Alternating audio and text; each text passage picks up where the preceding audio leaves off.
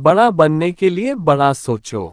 अत्यंत गरीब परिवार का एक बेरोजगार युवक नौकरी की तलाश में किसी दूसरे शहर जाने के लिए रेलगाड़ी से सफर कर रहा था। घर में कभी कभार ही सब्जी बनती थी, इसलिए उसने रास्ते में खाने के लिए सिर्फ रोटियां ही रखी थी। आधा रास्ता गुजर जाने के बाद उसे भूख लगने लगी और वह टिफिन में से रोटियां निकाल कर खाने लगा। उसके खाने का तरीका कुछ अजीब था। वह रोटी का एक टुकड़ा लेता और उसे टिफिन के अंदर कुछ ऐसे डालता मानो रोटी के साथ कुछ और भी खा रहा हो, जबकि उसके पास तो सिर्फ रोटियां थीं।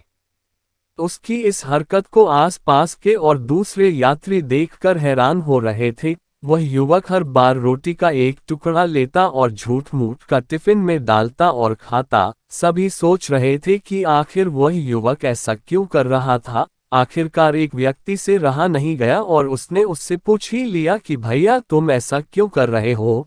तुम्हारे पास सब्जी तो है ही नहीं, फिर रोटी के टुकड़े को हर बार खाली टिफिन में डालकर ऐसे खा रहे हो मानो उसमें सब्जी हो। तब उस युवक ने जवाब दिया, भैया, इस खाली ढक्कन में सब्जी नहीं है, लेकिन मैं अपने मन में ये सोचकर खा रहा हूँ कि इसमें बहुत सारा अचार है।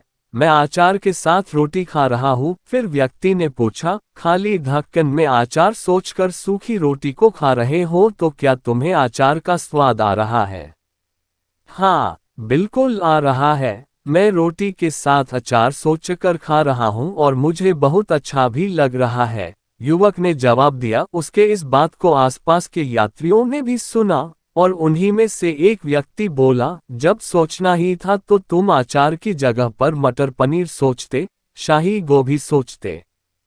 तुम्हें इनका स्वाद मिल जाता। तुम्हारे कहने के मुताबिक तुमने अचार सोचा तो अचार का स्वाद आया, तो और स्वादिष्ट चीजों के बारे में सोचते तो उनका स्वाद आता। सोचना ही था तो भला छोटा क्यों सोचे, तुम्हें तो बड़ा सोचना चाहिए था। मित्रों, इस कहानी से हमें ये शिक्षा मिलती है कि जैसा सोचोगे वैसा पाओगे। छोटी सोच होगी तो छोटा मिलेगा, बड़ी सोच होगी तो बड़ा मिलेगा। इसलिए जीवन में हमेशा बड़ा सोचो, बड़े सपने देखो, तो हमेशा बड़ा ही पाओगे। छोटी सोच में भी उतनी ही ऊर्जा और समय खपत होगी जितनी बड़ी सोच में। इसलिए जब सोचना ही है तो हमेशा बड़ा ही सोचो।